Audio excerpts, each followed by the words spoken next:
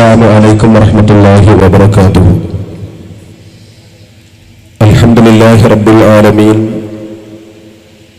والصلاة والسلام على سيدنا محمد وعلى آله وصحبه أجمعين أما بعد. ബഹുമാന ആദരണീയനായ ഈ മഹത്തായ സമ്മേളനത്തിന്റെ അധ്യക്ഷൻ SKSSFന്റെ ശാഖാ പ്രസിഡന്റ് പ്രിയപ്പെട്ട മുഹമ്മദ് നാജി സാഹിബ് അവറുകളെ, സ്റ്റേജിൽ സന്നിഹിതരായ ബഹുമാന്യ പണ്ഡിതന്മാരെ, പ്രിയപ്പെട്ട നേതാക്കളെ, സുഹൃത്തുക്കളെ, സഹോദരന്മാരെ, സഹോദരികളെ, SKSSFന്റെ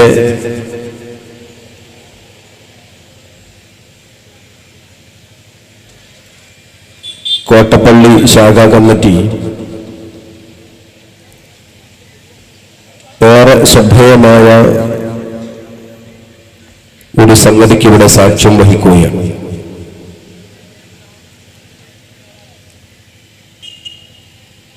നമ്മുടെ സമൂഹത്തിൽ കഷ്ടത അനുഭവിക്കുന്നവർക്ക് ഒരു അത്താണി പോലെ SKSSFും SYSും കേരളത്തിന്റെ വിവിധ ഭാഗങ്ങളിൽ നിർമ്മിച്ചു നൽകുന്ന മൻസിൽ ത്വയ്ബ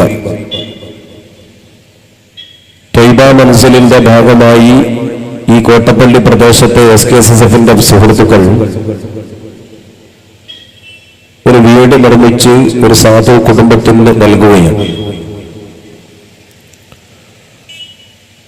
ഒരു ശാഖ SKSSF ഇത്രയും നല്ലൊരു പ്രവർത്തനം നടത്തി ഒരു സമ്മേളനം നടത്താൻ മുന്നോട്ട് വന്ന ഇതിന്റെ ചുറുചുറുക്കുള്ള പ്രവർത്തകരെ ആദ്യമായി ഞാൻ അഭിനന്ദിക്കുകയാണ്. മകരവ് നമസ്കാരാനന്തരം ബഹുമാനപ്പെട്ട പാണക്കാട് സയ്യിദ് ഹൈദരലി ശിഹാബ് തങ്ങൾ ആ വീട് ആ കുടുംബത്തിന് സമർപ്പിച്ചുകൊണ്ട് അതിന്റെ ഉദ്ഘാടനം നിർവഹിക്കുകയാണ്. സമസ്ത കേരള ജമിയത്തുല്ലമയുടെ ആദരണീയരായ പണ്ഡിതന്മാരും പ്രഭാഷകന്മാരും ഒക്കെ അണിനിരക്കുന്ന ഒരു നീണ്ട നിര തന്നെ ഇവിടെ സമർപ്പിച്ചുകൊണ്ട് ഈ പ്രദേശത്തിന് അഭിമാനിക്കാൻ പറ്റുന്ന ഏറ്റവും വലിയ ഒരു ചരിത്രത്തിന്റെ സാക്ഷ്യം വഹിക്കാൻ പോകുന്ന ഈ മുഹൂർത്തത്തിൽ ഈ സമയത്ത് ഏതാനും കുറഞ്ഞ കാര്യങ്ങൾ മാത്രം നിങ്ങളുമായി പങ്കുവെച്ചുകൊണ്ട് അവസാനിപ്പിക്കാനാണ് ഞാൻ ഉദ്ദേശിക്കുന്നത്. SKSSFന്റെ ശാഖാ കമ്മിറ്റി നടത്തുന്ന ഈ പരിപാടി ഇത് SKSSFന്റെ തന്നെ കേരള ഇസ്ലാമിക് ക്ലാസ് റൂം ലോകത്തിന്റെ എല്ലാ ഭാഗത്തും ലൈവായി ഇപ്പോൾ എത്തിച്ചു കൊടുത്തുകൊണ്ടിരിക്കുകയാണ്. സാധാരണഗതിയിൽ ശ്രേഷ്ഠകരമായ ശ്രദ്ധേയമായ പരിപാടികളാണ് SKSSFന്റെ കേരള ഇസ്ലാമിക് ക്ലാസ് റൂം തെരഞ്ഞെടുത്തുകൊണ്ട് അത് ലോകത്തിന്റെ എല്ലാ ഭാഗത്തും എത്തിച്ചു കൊടുക്കുന്ന ആ സൈബർ സംവിധാനം ഉപയോഗിച്ചുകൊണ്ടിരിക്കാറുള്ളത്. ഇന്നത്തെ ദിവസം SKSSF ഒരു വീട് നിർമ്മിച്ചു കൊടുത്തുകൊണ്ടുള്ള സമ്മേളനം നടക്കുന്നു എന്നതുകൊണ്ടാണ് കേരള ഇസ്ലാമിക് ക്ലാസ് റൂം അതിന്റെ ബന്ധപ്പെട്ടവർ ഇവിടെ വരാനും ഈ പ്രോഗ്രാം ലൈവായി ലോകത്ത് എത്തിച്ചു കൊടുക്കാനും മുന്നോട്ട് വന്നത്. ആയിരക്കണക്കിന് ആളുകൾ ഇപ്പോൾ ഈ കോട്ടപ്പള്ളി പ്രദേശത്തെ ശ്രദ്ധിച്ചുകൊണ്ടിരിക്കുകയാണ്. ഇവിടെ സന്നിഹിതരായവരെക്കാൾ 10 മടങ്ങിൽ അപ്പുറം ആയിരക്കണക്കിന് സുന്നത്ത് ജമാഅത്തിന്റെ പ്രവർത്തകരും അല്ലാത്തവരുമായി നിരവധി സുഹൃത്തുക്കൾ അവരുടെ ചിന്താമണ്ഡലം, അവരുടെ കർമ്മപുടം ഇപ്പോൾ ഈ കോട്ടപ്പള്ളി പ്രദേശത്തേക്ക് തിരിച്ചു വച്ചിരിക്കുകയാണ്. ഈ നാടിനെ ഇപ്പോൾ ശ്രദ്ധിച്ചുകൊണ്ടിരിക്കുന്ന ലോകത്ത് അറബി രാജ്യങ്ങളിൽ ഈ സംഘടനയോടൊപ്പം ചേരുന്ന ആയിരക്കണക്കിന് സുഹൃത്തുക്കളെ കൂടി ഈ സദസ്സിലേക്ക് സംഘാടകർക്ക് വേണ്ടി ഞാൻ സ്വാഗതം ചെയ്യുകയാണ്. അല്ലാഹു സുബ്ഹാനഹു വ തആല ഈ സമ്മേളനത്തിൽ ലോകത്തിന്റെ ഏത് ഭാഗത്തുകൊണ്ടും ഇവിടെയും പങ്കെടുക്കുന്നവരുണ്ട് അവർക്കൊക്കെയും അർഹമായ പ്രതിഫലം നൽകി അനുഗ്രഹിക്കുമാറാവട്ടെ. ഈ മഹത്തായ ദീനിന്റെ സദസ്സ് അല്ലാഹു സുബ്ഹാനഹു വ തആല അനുഗ്രഹിച്ചതുപോലെ നാളെ സ്വർഗ്ഗലോകത്തിലും നമ്മെ ഒരുമിച്ച് കൂട്ടി അല്ലാഹു അനുഗ്രഹിക്കുമാറാവട്ടെ. ആമീൻ ബിറഹ്മതിക യാ അർഹമർ റഹീമീൻ. SKSSF ഒരു ജീവകാരുണ്യ പ്രവർത്തനമാണ് ഒരു വീട് നിർമ്മിച്ചു നൽകി എന്നത്. ഇന്ന് സാമൂഹ്യ സേവനത്തിന് വലിയ വില മതിക്കപ്പെടുന്ന രൂപത്തിൽ ജനങ്ങൾ ഇതിനോട് താല്പര്യം പ്രകടിപ്പിച്ചുകൊണ്ടിരിക്കുന്ന സമയമാണ്. ആയിരക്കണക്കിന് വീടുകളാണ് ബഹുമാനപ്പെട്ട സയ്യിദ് മുഹമ്മദ് അലി ശിഹാബ് തങ്ങളുടെ നാമവുമായി ബന്ധിപ്പിച്ചുകൊണ്ട്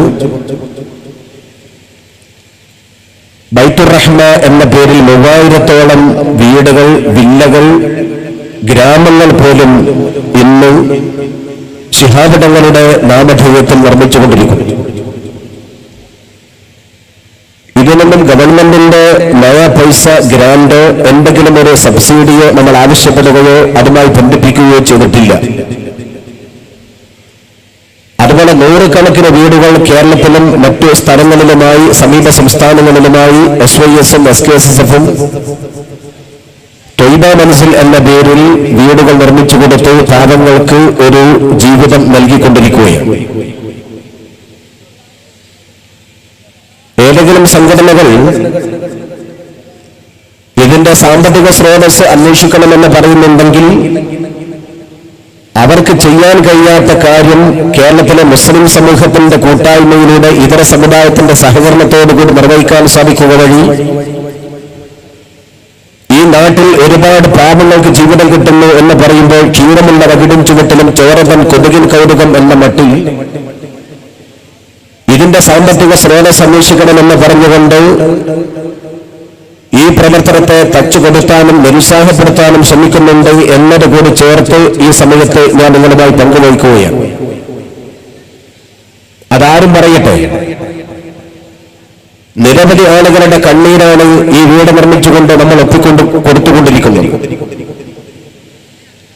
നമ്മൾ നിസ്കരിക്കുന്ന നിസ്കാരം അല്ലാഹുവിന്റെ അടുക്കലുള്ള വലിയ ഇബാദത്താണ്. നാം നിൽക്കുന്ന നോമ്പ്, നാം ചെയ്യുന്ന ഹജ്ജ്, നാം കൊടുക്കുന്ന സകാത്ത്, അതൊക്കെ അല്ലാഹുവിന്റെ മുമ്പിൽ പ്രതിഫലാർഹമാണ്. പടച്ചറബ് നിർബന്ധമായി ചെയ്യാൻ പറഞ്ഞിട്ടുള്ള കാര്യങ്ങൾ നിർവഹിക്കുകയാണ്. അത് അല്ലാഹുവിന്റെ മുമ്പിൽ നമുക്ക് യാതൊരു നിലക്കും അതിന്റെ പ്രതിഫലം ചോദിക്കാനുള്ള അർഹതയില്ല. കാരണം നമ്മെ സൃഷ്ടിച്ച് പരിപാലിക്കുന്ന പടച്ച തമ്പുരാനോട് നമ്മൾ കാണിക്കേണ്ട കടമയാണ്, കടപ്പാടാണ്.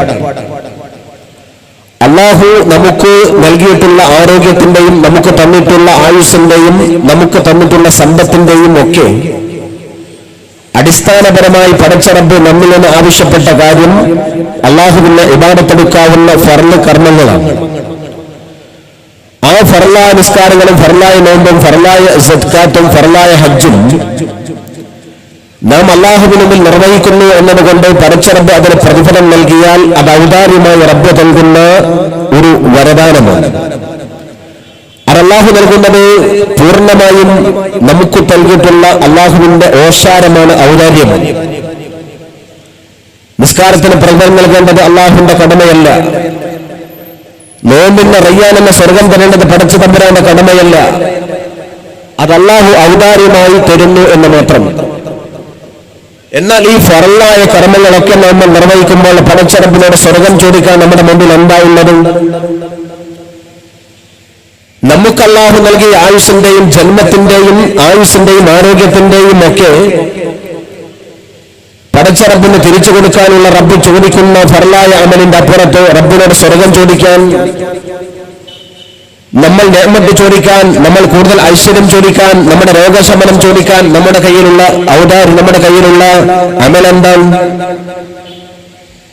ആ അമലുകളിൽ ഏറ്റവും പ്രധാനമായിട്ടുള്ളതാണ് ജീവകാരുണ്യ പ്രവർത്തനം, പൊതുസേവന പ്രവർത്തനം, സാമൂഹ്യക്ഷേമ പ്രവർത്തനം. ആ പ്രവർത്തനം മുമ്പിൽ വെച്ചാലേ നമുക്ക് അല്ലാഹുവിനോട് ചോദിക്കാൻ എന്തെങ്കിലുമുള്ളൂ. അതുകൊണ്ട് അമലുകളിൽ അതിപ്രധാനമായിട്ടുള്ളത് സാമൂഹ്യക്ഷേമ പ്രവർത്തനമാണ്. പടച്ച റബ്ബിന് മുമ്പിൽ ഒരുപാട് പ്രതിഫലത്തിന് കാരണമായി തീരുന്നത് അതാണ്. ആരുടെ കണ്ണീരൊപ്പാൻ സാധിച്ചാലും പടച്ച റബ്ബിനെ പ്രത്യേകമായി ശ്രദ്ധിക്കുകയാണ്. മഹാനായ അഷ്റഫുൽ ഖൽഖ് റസൂലുള്ളാഹി സ്വല്ലല്ലാഹു അലൈഹി വസല്ലം തങ്ങൾ സ്വഹാബത്തിന്റെ മുമ്പിൽ ഒരു ചിത്രീകരണം നടത്തുന്ന ഒരു സംഭവം സ്വഹീഹ് മുസ്ലിം ഉദ്ധരിക്കുന്ന ഒരു ഹദീസിൽ കാണാൻ സാധിക്കും. നബി സല്ലല്ലാഹു അലൈഹി വസല്ലം തങ്ങൾ പറയുന്നു അവരോട്, അല്ലാഹു സുബ്ഹാനഹു വ തആലയുടെ മുമ്പിൽ നാളെ പരലോകത്ത് വെച്ചുകൊണ്ട് ചില മനുഷ്യന്മാർ അള്ളാഹുവിനോട് താണുകയാണ് കൊണ്ട് പറയും, അവന്റെ മഹ്ശറയിലെ എരിപ്പൊരി കൊള്ളുന്ന വെയിലത്ത് വെച്ചുകൊണ്ട് സ്വസ്ഥതയ്ക്കും ശാന്തിക്കും സമാധാനത്തിനും വേണ്ടി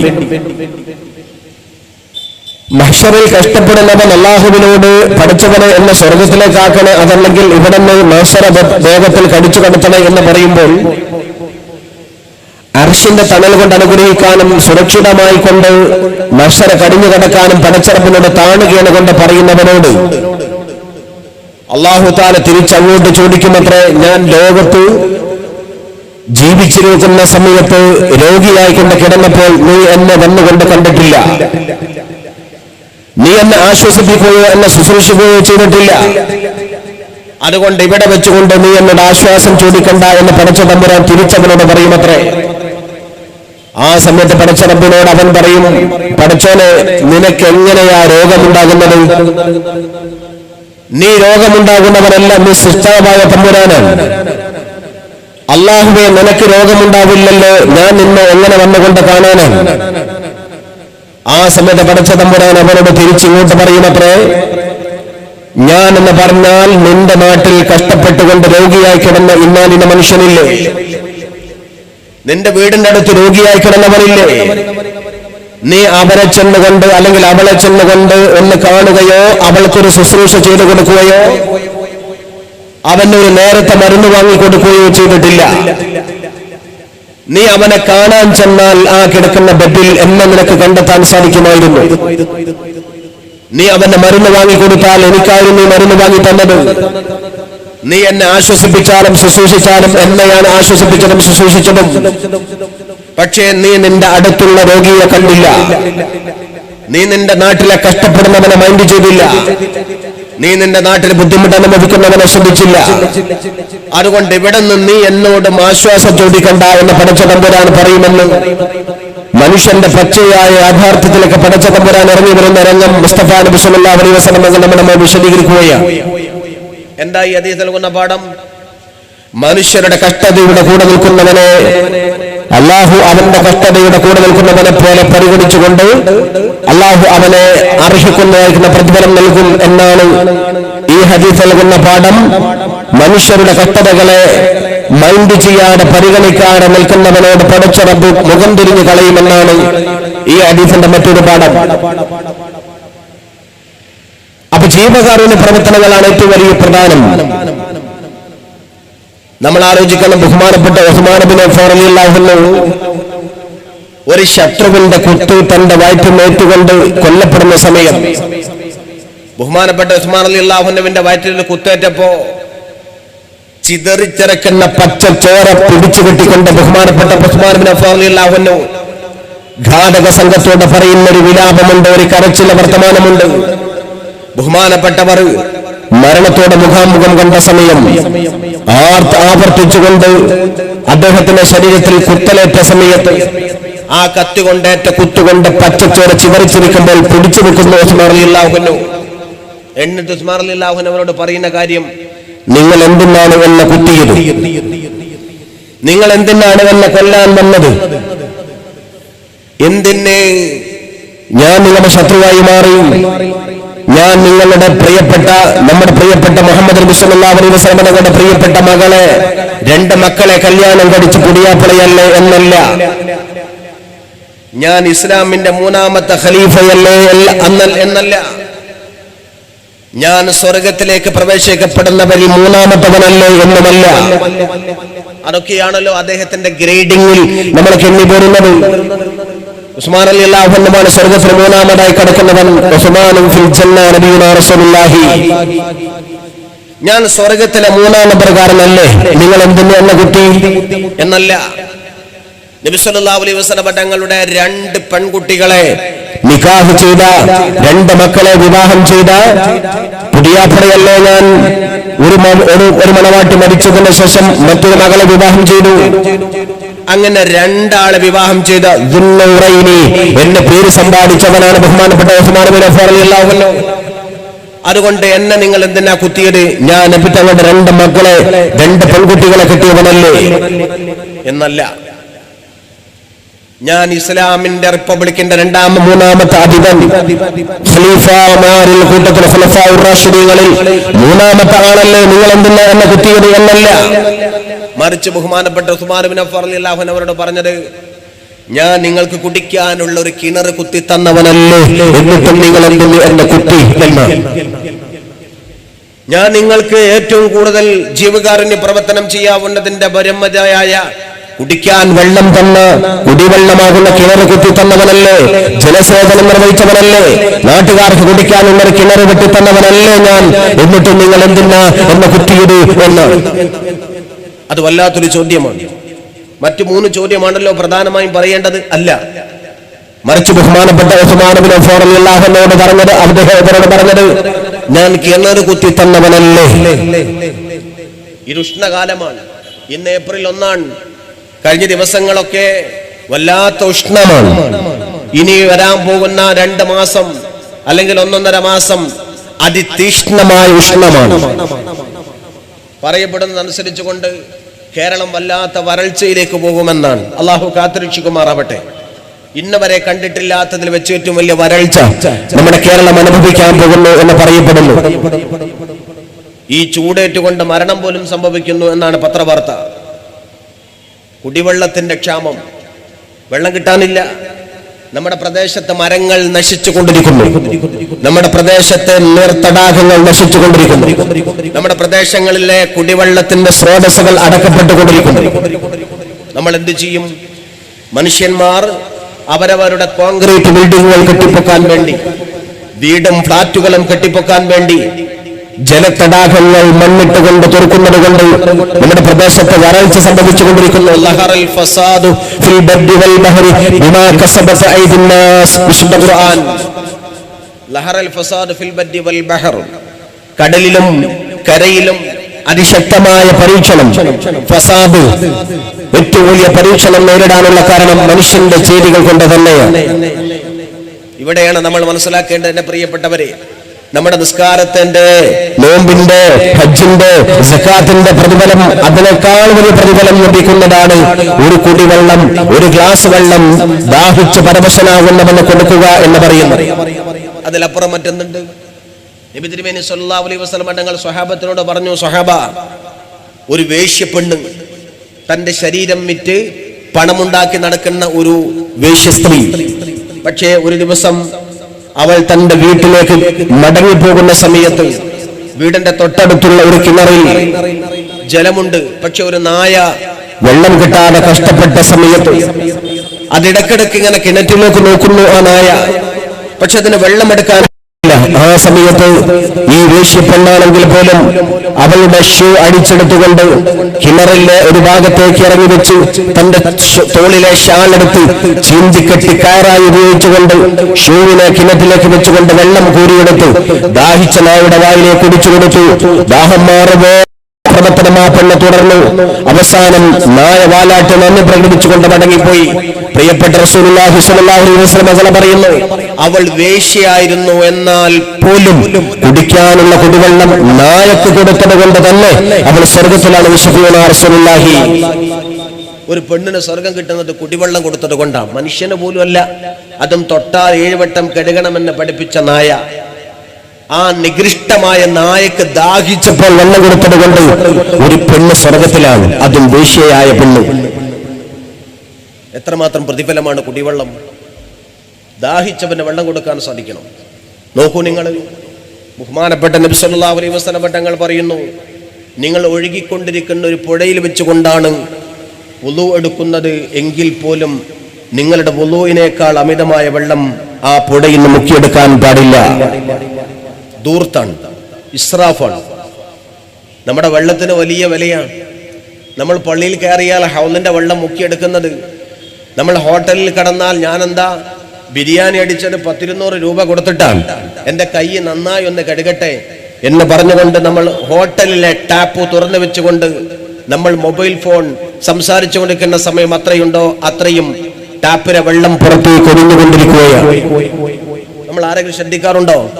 നീ കാശ് കൊടുത്ത് കഴിച്ച ഭക്ഷണത്തിന്റെ കൈ കഴുകുന്നതാണെന്ന ന്യായം ശരിയല്ല. ഹൗലിലെ വെള്ളം, വീട്ടിലെ വെള്ളം, കിണറ്റിലെ വെള്ളം എല്ലാ വെള്ളത്തിന്റെയും ഒരു തുള്ളിയുണ്ട്. ആ വെള്ളത്തിന് മുഴുവനും ഇന്ന് അമൂല്യമായ വില കൽപ്പിക്കപ്പെടുന്ന സമയമാണ്. ചോരയേക്കാൾ വലിയ വില, ഏറ്റവും വലിയ വില കൽപ്പിക്കപ്പെടുന്നതാണ് കുടിവെള്ളം. അത് നശിക്കരുത്.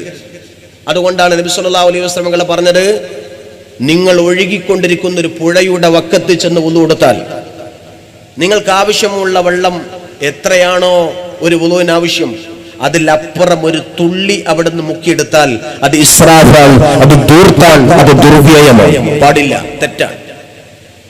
നമ്മൾ ചെയ്യുന്നുണ്ടോ? അത് വെള്ളത്തിന്റെ വില മനസ്സിലാക്കണം. സൗഹൃദവും സ്നേഹവും ഉണ്ടായാൽ വെള്ളം ബാക്കിയാ. ഇപ്പൊ വെള്ളം കിട്ടാനില്ല എന്നൊന്നും പറയേണ്ട, വെള്ളം കിട്ടാനുണ്ട്. നമ്മുടെ ബന്ധങ്ങളെ നന്നാക്കിയാൽ.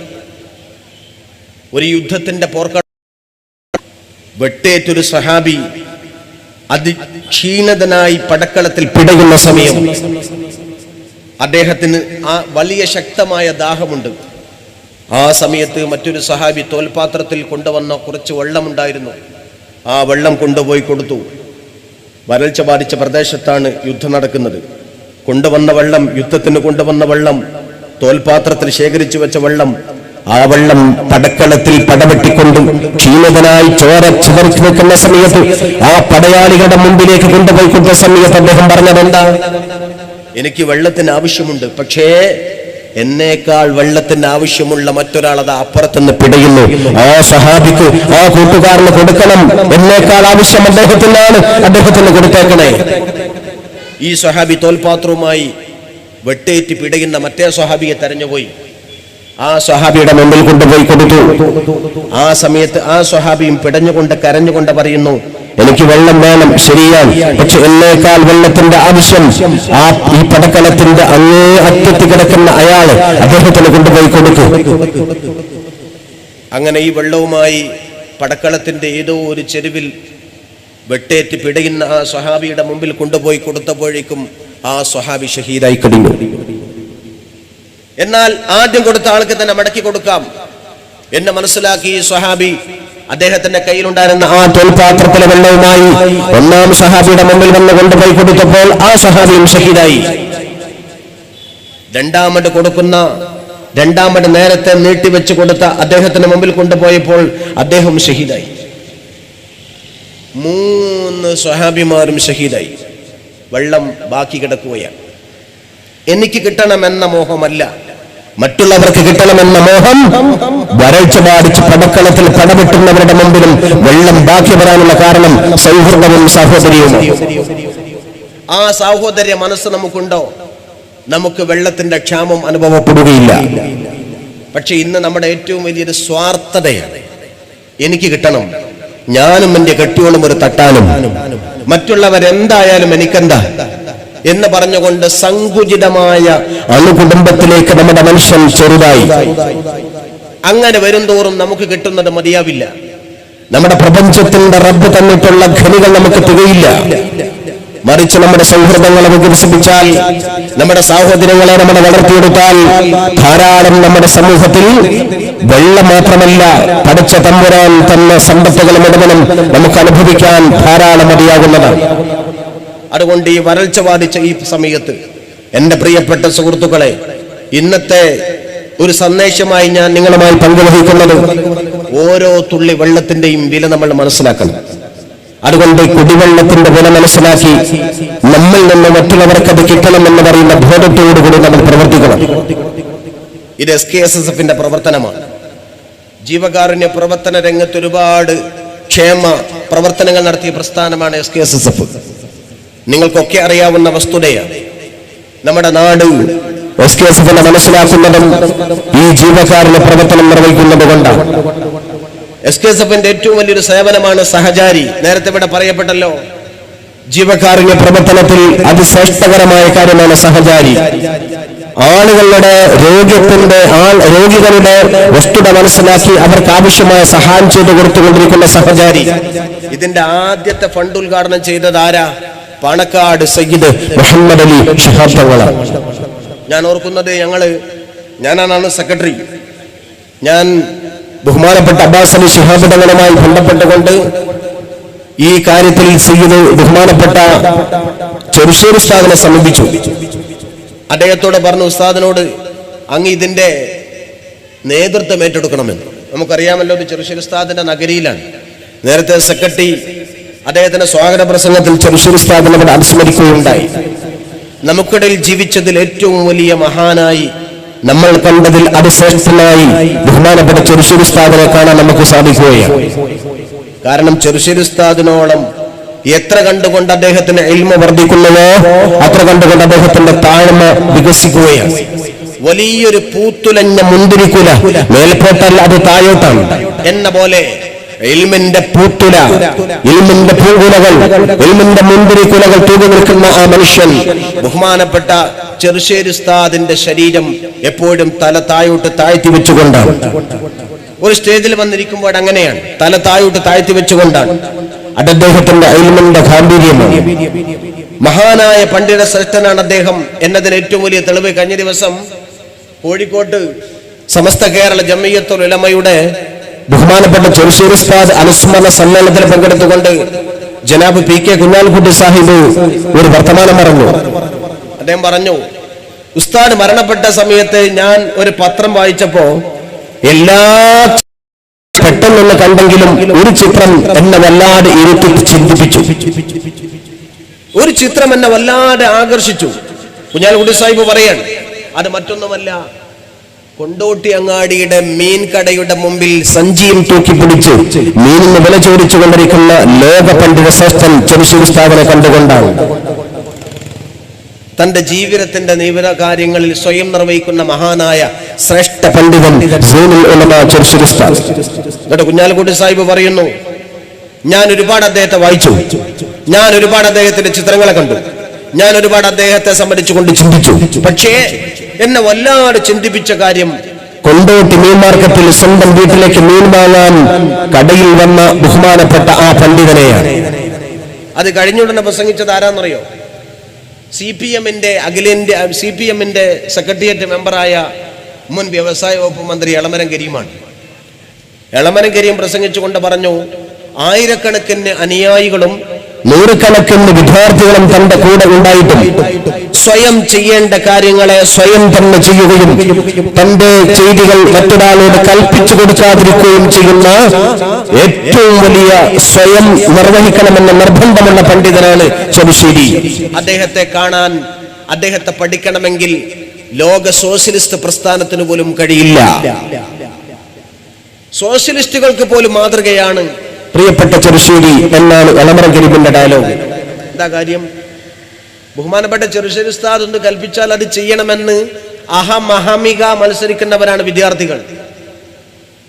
ഉസ്താദിന്റെ കൽപ്പന കേട്ടാൽ അത് ചെയ്യണമെന്നുള്ള ശിഷ്യന്മാർ, അതേപോലെ തന്നെ പ്രിയപ്പെട്ട സംഘടനാ പ്രവർത്തകർ, അവർ യാതൊരു മടിയുമില്ലാതെ എന്നോട് പറഞ്ഞല്ലോ ഞാനത് ചെയ്യും എന്ന നിർബന്ധത്തോടു കൂടി ബഹുമാനപ്പെട്ട ചെറുശ്ശേരി ഉസ്താദ് ഉണ്ടാവും. എന്നാൽ വിദ്യാർത്ഥികളുണ്ടാവും. എന്നാൽ അതിൽ ഒരാളോട് കൽപ്പിക്കാൻ ചെറുശ്ശേരി ഉസ്താദ് ഇഷ്ടപ്പെട്ടില്ല. എങ്ങനെയെങ്കിലും ചെയ്യാവുന്ന കാര്യം അങ്ങനെ തന്നെ സ്വന്തം ചെയ്യുന്ന ആളായിരുന്നു ബഹുമാനപ്പെട്ട ചെറുശ്ശേരി ഉസ്താദ്. അതേപോലെ തന്നെ അതിനുശേഷം പ്രസംഗിച്ചത് അഡ്വക്കേറ്റ് ടി സുദ്ദീഖാൻ, കോൺഗ്രസിന്റെ KPCCയുടെ ജനറൽ സെക്രട്ടറി. അദ്ദേഹം പറഞ്ഞു, ഒരു സമുദായത്തിന്റെ നായകൻ ആ സമുദായത്തിന്റെ സേവകനാണ് എന്ന പ്രവാചകൻ നബി തിരുമേനി സല്ലല്ലാഹു അലൈഹി വസല്ലം തങ്ങളുടെ വാക്ക് ജീവിച്ച് കാണിച്ച ആളാണ് ബഹുമാനപ്പെട്ട ചെറുശ്ശേരി ഉസ്താദ്. അങ്ങനത്തെ ഒരു മഹാനാരാണ്.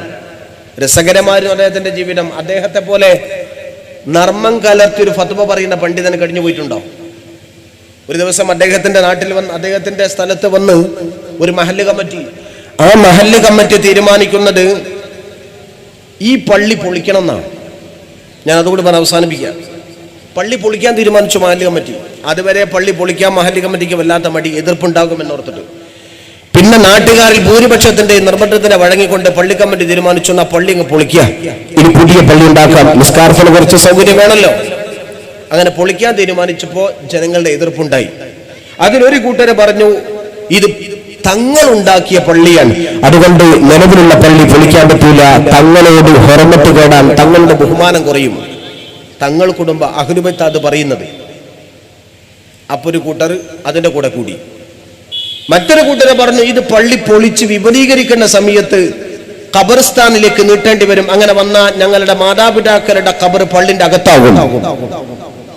അങ്ങനെ വരുമ്പോൾ മീസാൻ കല്ല് കാണൂല, പിതാവിന്റെയും മാതാവിന്റെയും ഒക്കെ ഖബർ നിജപ്പെടുത്തൽ നടക്കൂല. അതുകൊണ്ട് ഒരിക്കലും പള്ളി പൊളിച്ച് വിപുലീകരിക്കാൻ പാടില്ല. പൊളിക്കാൻ പാടില്ല എന്നൊരു കൂട്ടർ, വിപുലീകരിക്കാൻ പാടില്ല എന്ന് മറ്റൊരു കൂട്ടർ. ചുരുക്കത്തിൽ മഹല്ല് ജമാഅത്തും നാട്ടുകൾ ചില ആളുകളും കുടുങ്ങി. പക്ഷെ പൊളിക്കണം, പൊളിക്കാതിരിക്കാൻ ഒരു നിർവാഹമില്ല. എന്തു പരിഹാരം? അങ്ങനെ ആ സംഘം ആളുകൾ ജമാഅത്ത് കമ്മിറ്റി ബഹുമാനപ്പെട്ട ചെറുശ്ശേരി ഉസ്താദിന്റെ അടുത്ത് വന്നു.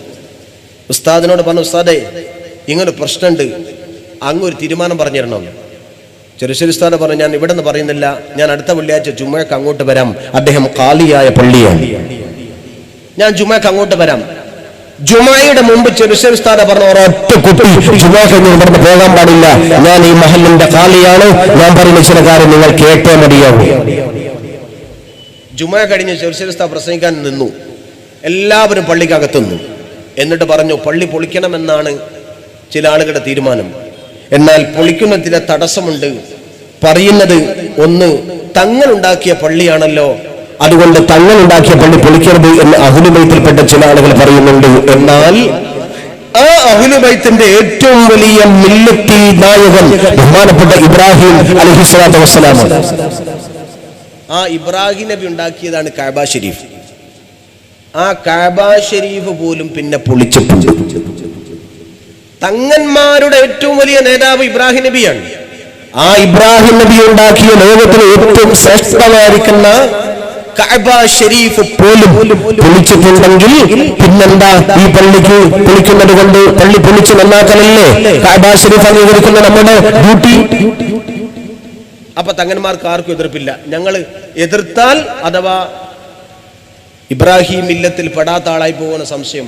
ഇബ്രാഹിം മില്ലത്ത് പെട്ടവരാണോ നിങ്ങൾ സപ്പോർട്ട് ചെയ്യാൻ? പിന്നെ വിപുലീകരിക്കാൻ പാടില്ല എന്ന് പറഞ്ഞവരാ. ചെറുശ്ശേരി ഉസ്താദ് പറഞ്ഞു, രാത്രി നിങ്ങൾ ആരെങ്കിലും അർദ്ധരാത്രി സമയത്ത് പള്ളിപ്പറമ്പിൽ വന്നിട്ടുണ്ടോ? നിങ്ങൾ സിയാറത്ത് ചെയ്യുന്നവരാണല്ലോ, വാപ്പാന്റെയും ഉമ്മാന്റെയും ഒക്കെ. രാത്രി സമയത്ത് നിങ്ങൾ ഖബർസ്ഥാനിൽ വന്നിട്ടുണ്ടോ അർദ്ധരാത്രി? ഇല്ല. എന്നാ ഒരു ദിവസം വന്നു നോക്ക്, എന്താ ഉണ്ടാവും അവിടെ? അവിടെ ഉണ്ടാവും കുറുക്കൻ, അല്ലെങ്കിൽ നായ, അല്ലെങ്കിൽ പൂച്ച. നായും പൂച്ചയും കുറുക്കനും ഖബർപുറത്ത് വന്നിട്ട് അവർക്ക് വേറെ പരിപാടിയാണ്. അവർ മൂത്രിക്കുകയും വിസർജിക്കുകയും ചെയ്യും. അതാണ് അവിടെ നടക്കുന്നത്. ഇതാണ് സംഭവിക്കുന്നതെങ്കിൽ, എന്നാൽ ആ സ്ഥലമൊക്കെ നിരപ്പാക്കി അവിടെ പള്ളി ഉണ്ടാക്കിയാൽ കുറുക്കൻ വിസർജിക്കില്ല, നായ കാഷ്ടിക്കില്ല. അവിടെ വെച്ചുകൊണ്ട് തസ്ബീഹ് നിർവഹിക്കപ്പെടും, ഇത്തികാഫിരിക്കപ്പെടും, അവിടെ വെച്ചുകൊണ്ട് സ്വലാത്ത് നിർവഹിക്കപ്പെടും. നിങ്ങളുടെ പിതാവിന്റെ ഖബറിന്റെ മുകളിൽ കുറുക്കൻ കാഷ്ടിക്കണമോ അതോ ഇത്തികാഫിരിക്കണമോ? അത് കേട്ടപ്പോ എല്ലാരും ബാപ്പാരെയും ഖബർ പള്ളിന്റെ ഉള്ളിലായി കിട്ടണം. അപ്പൊ വിപുലീകരിച്ചതുപോലെ കുറച്ചുകൂടി കൂടുതലാക്കണം. എങ്ങനെയെങ്കിലും എന്റെ വാപ്പ ഇങ്ങനെ പള്ളിന്റെ ഉള്ളിലായി കിട്ടാന്ന് പിന്നെ മക്കളെ വാശി. വലിയ സങ്കീർണമായൊരു പ്രശ്നം പുഷ്പസമാനമായി പരിഹരിച്ച പണ്ഡിതശ്രേഷ്ഠൻ ബഹുമാനപ്പെട്ട സൈനുൽ ഉലമാ ചെറുശ്ശേരി ഉസ്താദ്, അല്ലാഹു മഗ്ഫിറത്തും റഹ്മത്തും നൽകട്ടെ. ആ ചെറുശ്ശേരി ഉസ്താദിന്റെ മുമ്പിൽ ചെന്നിട്ട് ഞങ്ങൾ പറഞ്ഞു, ഉസ്താദേ നിങ്ങൾ സഹചാരിയുടെ മുഖ്യ രക്ഷാധികാരിയാണ്, അങ്ങ് ഇത് ഏറ്റെടുക്കണം. അത് പറഞ്ഞ സമയത്ത് ചെറുശ്ശേരി ഉസ്താദ് പറഞ്ഞ മറുപടി ഉണ്ട്, ഞാനത് ആയിക്കോളാം. പക്ഷേ നിങ്ങൾ ചെയ്യുന്ന പ്രവർത്തനം രോഗികളെ, കഷ്ടപ്പെടുന്നവരെ സഹായിക്കലല്ലേ? അതെ.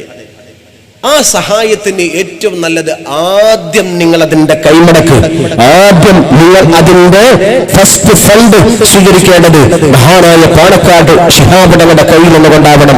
അവിടെ പോയിട്ട് ചോദിച്ചു വാങ്ങിക്കോളൂ. അത് വലിയ സന്തോഷം ഞങ്ങൾക്ക്. പക്ഷേ വേറൊരു ആശങ്ക, അത് വാങ്ങണം, അത് സ്വീകരിക്കുന്ന ചെറുശ്ശേരി ഉസ്താദ് ആവണം. അതെങ്ങനെ നടക്കും? നാളെ കഴിഞ്ഞ് മറ്റന്നാൾ റമളാൻ തുടങ്ങുന്നു. തൊട്ടടുത്ത ദിവസം വെള്ളിയാഴ്ച, ആദ്യത്തെ വെള്ളിയാഴ്ച പിരിവ് നടത്തണം. ദിവസമല്ല. ഇത് വന്ന സമയത്ത് ഞാൻ വെറുതെ ഒന്ന് എൻ്റെ ഡയറിയിലേക്ക് നോക്കിയപ്പോൾ അന്നത്തെ പരിപാടി കക്കോവിലാണ്. ഇത് നടക്കുന്നത് ഒരു ഉച്ചയുടെ മുമ്പാണ്. ഇന്ന് പരിപാടി കക്കോവിലാണെന്ന് അറിഞ്ഞപ്പോൾ ഞാൻ അവരെ വിളിച്ചു ചോദിച്ചു, കക്കോവിൽ എന്താ പരിപാടി? പള്ളി ഉദ്ഘാടനമാണ്. ആരാ ഉദ്ഘാടനം ചെയ്യുന്നത്? സയ്യിദ് മുഹമ്മദ് അലി ശിഹാബ് തങ്ങളാണ്. ആരാണ് ആ പരിപാടിന്റെ അധ്യക്ഷൻ? ബഹുമാനപ്പെട്ട സൈനുൽ ഉലമാ ചെറുശ്ശേരി ഉസ്താദാണ്. പിന്നെ സന്തോഷം പറയണം. ഞാൻ ബന്ധപ്പെട്ടവരെ മുഴുവനും വിളിച്ചു. കിട്ടാവുന്നവരൊക്കെ വന്നോ. കക്കോവിലെ ജുമാഅത്ത് പള്ളിയുടെ ഉദ്ഘാടനത്തിന് പാണക്കാട് തങ്ങളും ചെറുശ്ശേരി ഉസ്താദും ഉണ്ട്. നമ്മുടെ സഹചാരി അവിടെ നിന്ന് തുടങ്ങാം. ബഹുമാനപ്പെട്ട തങ്ങൾ സ്റ്റേജിൽ വന്നപ്പോൾ ഒരു വിധം ഞങ്ങൾ പറഞ്ഞൊപ്പിച്ചു. ബഹുമാനപ്പെട്ട തങ്ങൾ പറഞ്ഞു, ചെറുശ്ശേരി ഉസ്താദ് പറഞ്ഞു, തങ്ങളെ കയ്യിലൊന്നും കരുതിയിട്ടുണ്ടാവില്ല, ഞാൻ തരാം, അല്ല നിങ്ങൾ ആരെങ്കിലും കയ്യിലുണ്ടോ ഉദ്ഘാടനം ചെയ്യാൻ, തങ്ങളെ മോശാക്കരുതേ. തങ്ങളെ ചെവിയിൽ പതിയെ ചെന്നുകൊണ്ട് ഞാൻ പറഞ്ഞു, തങ്ങളെ നിങ്ങളെ കയ്യിലൊന്നുമില്ലെങ്കിലും ഉദ്ഘാടനത്തിന്റെ സമയത്തായതുകൊണ്ട് ഞങ്ങൾ കരുതി വെച്ചിട്ടുണ്ട്, അത് തരട്ടെ എന്ന് ചോദിച്ചു. തങ്ങൾ കീശയിലേക്ക് നോക്കി പറഞ്ഞു, സാധാരണ ഞാൻ ഒന്നും എടുത്ത് വെക്കാറില്ല, എന്തോ ഇന്നത്തെ ഭാഗ്യത്തിന് നിങ്ങളുടെ ഭാഗ്യമായിരിക്കും, അല്ലെങ്കിൽ രോഗികളുടെ ഭാഗ്യമായിരിക്കാം, എൻ്റെ കയ്യിൽ നല്ലൊരു കാശ് ഇന്ന് കീശയിലുണ്ട്. ബഹുമാനപ്പെട്ട പാണക്കാട് സയ്യിദ് മുഹമ്മദ് അലി ശിഹാബ് തങ്ങൾ ആ ഫണ്ട് കൊടുത്ത് ബഹുമാനപ്പെട്ട ഉസ്താദ് സ്വീകരിച്ചുകൊണ്ടാണ് SKSSFന്റെ ആയിരക്കണക്കിന് രോഗികളെ സഹായിക്കാനുള്ള സഹചാരി എന്ന ഫണ്ടിന്റെ തുടക്കം കുറിച്ചത്. അതിന്റെ ശേഷം ഇന്ന് വരെ ആ ഖജനാവ് വറ്റിയിട്ടില്ല. ആദ്യത്തെ വർഷം പിരിച്ചെടുത്തത് 12 ലക്ഷമാണ്, പിറ്റത്തെ വർഷം 16 ലക്ഷമാണ്, പിറ്റത്തെ വർഷം 21 ലക്ഷമാണ്, പിറ്റത്തെ വർഷം 32 ലക്ഷമാണ്. അള്ളാഹുവിന്റെ അനുഗ്രഹത്തോടു കൂടി ഓരോ വർഷങ്ങളിലും സഹചാരിയുടെ ഫണ്ടുകൾ വികസിച്ചുകൊണ്ടേയിരിക്കുകയാണ്. അതിനനുസരിച്ച് രോഗികൾക്ക് ഫണ്ട് കൊടുത്തുകൊണ്ടിരിക്കുന്നു. ഇത് SKSFന്റെ സഹചാരി പ്രവർത്തനമാണ്. രോഗികളെ സഹായിക്കുക എന്നത് ഏറ്റവും വലിയ പ്രവർത്തനമാണ്. അതേപോലെ തന്നെ സാമൂഹിക ക്ഷേമ പ്രവർത്തനത്തിൽ SKSSFന്റെ പ്രവർത്തനത്തെ മികച്ചു നിന്നതുകൊണ്ടാണ് പണ്ട് പൂക്കിപ്പറമ്പിൽ ഒരു ബസ് മറിഞ്ഞിരുന്നു. പൂക്കിപ്പറമ്പിലെ ബസ് മറിഞ്ഞു, എല്ലാ യാത്രക്കാരും ബസ്സിന് കത്തിക്കരിഞ്ഞു. കരിക്കട്ടകളെ പോലെ മയ്യത്തുകൾ കോഴിക്കോട് മെഡിക്കൽ കോളേജ്. നിങ്ങൾ അറിഞ്ഞിട്ടുണ്ടാവും പൂക്കിപ്പറമ്പിലെ ബസ് ദുരന്തം. ഒരു ബസ് ഇങ്ങനെ പോയിക്കൊണ്ടിരിക്കുന്ന സമയത്ത് പെട്ടെന്ന് മറിഞ്ഞു, അത് ഫുൾ കത്തി, എല്ലാവരും മരിച്ചു. മയ്യത്തുകൾ കോഴിക്കോട് മെഡിക്കൽ കോളേജ്. ബന്ധുക്കളും സ്വന്തക്കാരും വന്നുകൊണ്ട് മയ്യത്തുകൾ തെരഞ്ഞു പിടിച്ചുകൊണ്ട് അവരവരുടെ ആചാരപ്രകാരം അവരവരുടെ വീടുകൾ കൊണ്ടുപോയി സംസ്കരിച്ചു. 3 മയ്യത്ത് ബാക്കിയായി. ചേലാകർമ്മം ചെയ്യപ്പെട്ട സ്ഥലത്ത് കത്താത്തത് കൊണ്ട് ബോധ്യപ്പെട്ടു അത് മുസ്ലിമീങ്ങളുടേതാണ്. 3 മയ്യത്തുകൾ അവിടെ ബാക്കി വന്ന സമയത്ത് കോഴിക്കോട് മെഡിക്കൽ കോളേജിലെ സൂപ്രണ്ട് SKSSFന്റെ ഓഫീസിലേക്ക് വിളിച്ചുകൊണ്ട് പറഞ്ഞു, നിങ്ങൾ ഈ മയ്യത്ത് ഏറ്റുവാങ്ങണം. ഞങ്ങൾ പോയി. പൂവാട്ട് ബാബ ഹാജിയുടെയും കോയ മുസ്ലിയാരുടെയും നേതൃത്വത്തിൽ മയ്യത്തുകൾ ഏറ്റുവാങ്ങി പൂവാട്ട ഖബർസ്ഥാനിൽ കൊണ്ടുപോയി മറവ് ചെയ്തു. പിന്നീട് സൂപ്രണ്ടിന്റെ ചേംബറിൽ വന്ന് ഒരു പേപ്പറിൽ ഒപ്പിട്ട് കൊടുക്കേണ്ട സമയത്ത് ഞങ്ങൾ തമാശയിൽ അദ്ദേഹത്തോട് ചോദിച്ചു, സർ നിങ്ങൾ എന്തുകൊണ്ടാ ഞങ്ങളെ വിളിച്ചത്? ഞങ്ങളുടേത് മെഡിക്കൽ കോളേജിൽ നിന്നുകൊണ്ട് ഇസ്ലാമിക് സെന്റർ കുറച്ച് ദൂരെയാണ്, എന്നാൽ അടുത്തുണ്ടല്ലോ മറ്റൊരു സ്ഥാപനം, ഒരു കേന്ദ്രം. എന്റെ അങ്ങോട്ട് വിളിക്കാതെ ഞങ്ങൾ വിളിക്കാൻ തോന്നിയത് എന്താ സർ എന്ന് ചോദിച്ച സമയത്ത് അല്പം നർമ്മം കലർത്തിക്കൊണ്ട് സൂപ്രണ്ട് പറഞ്ഞ മറുപടി, നിങ്ങൾ കൊണ്ടുപോയി മറവ് ചെയ്താൽ മയ്യത്ത് ഖബറിലെത്തും എന്നെനിക്കറിയാം. മറ്റു പലരുടെയും പിന്നെ JCBക്ക് പുതിയ പണി ഉണ്ടാവും. ആ സമയത്ത് ചേകനൂർ എവിടെയെന്ന് തെരഞ്ഞ് JCB നടക്കുന്ന ടൈമാണ്. ആ ടൈമാണ്. അപ്പൊ സൂപ്രണ്ട് തമാശക്ക് പറഞ്ഞു, നിങ്ങൾ കൊണ്ടുപോയ മയ്യത്ത് ഖബറിലെത്തും എന്ന് എനിക്ക് ഉറപ്പാ. മറ്റാരെങ്കിലും ഏൽപ്പിച്ചാൽ പിന്നെ JCBക്ക് പണി ഉണ്ടായെങ്കിലോ എന്നെ സൂപ്രണ്ട് കുറച്ച് കൊട്ടിക്കൊണ്ട്. ഇതാണ് SKSFനെ സംബന്ധിച്ച ഡിപ്പാർട്ട്മെന്റിന്റെ വിലയിരുത്തലാണ്. മാറാട്ടപ്പള്ളി അടച്ചുപൂട്ടിയ സമയം, മാറാട്ടപ്പള്ളിയിൽ മാറാട്ട കൊലപാതകവുമായി ബന്ധപ്പെട്ട് അടച്ചുപൂട്ടി. പിന്നെ പള്ളി തുറക്കണം. ആര് തുറക്കും? അത് തുറക്കാൻ വേണ്ടി ശ്രമം നടന്ന സന്ദർഭത്തിൽ അത് തുറക്കാൻ പലവരും ശ്രമിച്ചിട്ടും നടക്കാത്ത സമയത്തൊടുക്കം ആ താക്കോൽ കൊടുത്ത് തുറക്കുന്ന ആൾ ആരായിരിക്കണമെന്ന് തീരുമാനിച്ചുകൊണ്ട് കോഴിക്കോട് ജില്ലാ കളക്ടറായിരുന്ന അന്നത്തെ TO സൂരജ് ബഹുമാനപ്പെട്ട സയ്യിദ് സാദിഖ് അലി ശിഹാബ് തങ്ങൾ വിളിച്ചുകൊണ്ട് പറഞ്ഞു, നിങ്ങൾ 3 ലീഡർമാരെ തരണം. എന്തിനാ ലീഡർമാർ? SKSFന്റെ ലീഡർമാരെ തരണം. അങ്ങനെ തന്നാൽ അവരാണ് പള്ളി തുറന്നത് എന്നറിഞ്ഞാൽ പിന്നെ വർഗീയവാദം നാട്ടിൽ പകരുകയില്ല. തങ്ങൾ 3 ആളെ സെലക്ട് ചെയ്തു. അബ്ദുൾ റസാഖ് ബുസ്താനിയെയും മുസ്തഫ മസർ മുണ്ടമാറിയെയും കൂട്ടത്തിൽ എന്നെയും. ഇപ്പൊ ഞങ്ങൾ 3 ആളെ തെരഞ്ഞെടുത്തിട്ട് പറഞ്ഞു, നിങ്ങൾ പോയി മാറാട്ടപ്പള്ളി തുറന്നോന്ന്. ഞങ്ങൾ പോയി. മാറാട്ടപ്പള്ളി തുറക്കാനാകെ അകത്തേക്ക് അടുക്കുന്ന സന്ദർഭത്തിൽ അവിടെ CI തഹസിൽദാറൊക്കെ വന്ന് ഞങ്ങൾക്ക് താക്കോല് തന്നു. തുറന്നു. പള്ളിന്റെ അകത്തേക്ക് കയറി. പള്ളിന്റെ അകത്ത് ചെന്ന് നോക്കുന്ന സമയത്ത് ആന കയറിയ കരിമ്പൻ തോട്ടം പോലെ ആളുകൾ പള്ളിയുടെ അകത്ത് കയറിയിട്ട് ഫാനും ലൈറ്റും ട്യൂബും ഒക്കെ അടിച്ചു പൊളിച്ച് നിരപ്പാക്കിയിരിക്കുന്നു. ഞങ്ങളെല്ലാം ക്ലീൻ ചെയ്തു. ആ സമയത്ത് മാറാടപ്പള്ളി വളഞ്ഞു അരയ സമാജത്തിന്റെ ആളുകൾ. അവർ പറഞ്ഞു, തെളിവ് നശിപ്പിക്കാൻ വേണ്ടി വന്നവരാണ് വർഗീയവാദികൾ, അവരെ പുറത്തേക്ക് വിടുന്ന പ്രശ്നമില്ല, അതുകൊണ്ട് പോലീസ് ഇവിടെ നിന്നിട്ടും കാര്യമില്ല, ഞങ്ങൾ ഇവിടെ നിന്ന് മരണപ്പെട്ടാൽ പോലും അവരെ പുറത്തേക്ക് പറഞ്ഞേക്കൂല എന്ന് തീവ്രവാദികൾ. അരയ സമാജം RSS വല്ലാത്ത വമ്പത്തരം പറഞ്ഞു. ഞങ്ങൾക്കാണെങ്കിൽ പുറത്തേക്ക് ഇറങ്ങുകയും വേണം. ഞങ്ങൾ 3 ആളേ ഉള്ളൂ പള്ളിന്റെ അകത്ത്, പോലീസ് പോലും ഇല്ല. പുറത്തൊക്കെ ഇറങ്ങാൻ ശ്രമിക്കുന്നതിന്റെ സമയത്ത് നേരെ തഹസിൽദാർ അല്പം സൗണ്ടുള്ള ആളാണ്. അദ്ദേഹം നേരെ മുമ്പോട്ട് വന്നുകൊണ്ട് പറഞ്ഞു, സുരേഷ് എന്ന് പറയുന്ന ആര്യ സമാജത്തിന്റെ സെക്രട്ടറിയോട്, സുരേഷ്, നിങ്ങൾ പ്രശ്നമുണ്ടാക്കരുത്, പള്ളി കഴുകുന്നത് ആരാ നിങ്ങൾ അറിയോ? ആരായാലും എന്താ, ഞങ്ങൾക്ക് അറിയേണ്ട കാര്യമില്ല, ഞങ്ങളുടെ ആളുകളെ വെട്ടിക്കൊന്നതിന്റെ വാള്, ചോര പുരണ്ട വാള് കൊണ്ടുപോയി വെച്ച സ്ഥലം കഴുകുകയല്ലേ, അതുകൊണ്ട് പറ്റില്ല. അവസാനം തഹസിൽദാർ പറഞ്ഞു, അത് കഴുകുന്നത് SKSSFകാരാണ്. അത് പറഞ്ഞപ്പോഴേക്കും സുരേഷിന്റെ അടക്കമുള്ള ആളുകളുടെ സൗണ്ട് ഒന്ന് താഴ്ന്നു. അതിന്റെ ആ തിരക്കിന്റെ ഇടയിൽ ഒരു സുഹൃത്ത് ചെന്ന് തഹസിൽദാരോട് പറഞ്ഞു, സർ, നിങ്ങൾ എന്താ പറഞ്ഞത്, SKSFകാരാണോ? അതെ. അവരല്ലേ പാണക്കാട്ട് തങ്ങളുടെ ആളുകൾ? അതെ. അവര് തീവ്രവാദത്തിനെതിരാണ്. അവരാണ് പള്ളി കഴുകാൻ വന്നതെങ്കിൽ സർ ഞങ്ങൾക്ക് പരാതിയില്ല, അതുകൊണ്ട് അവർ കഴുകിക്കോട്ടെ, ഞങ്ങൾ അവർക്ക് കാവൽ നിന്ന് കൊടുത്തുകൊള്ളാം. അങ്ങനെ ഞങ്ങളെ വെട്ടാൻ വേണ്ടി വന്നവർ തിരിച്ചിറങ്ങുന്ന സമയത്ത് ഞങ്ങൾക്ക് സർബത്തുമായിട്ടാണ് വരുന്നത്.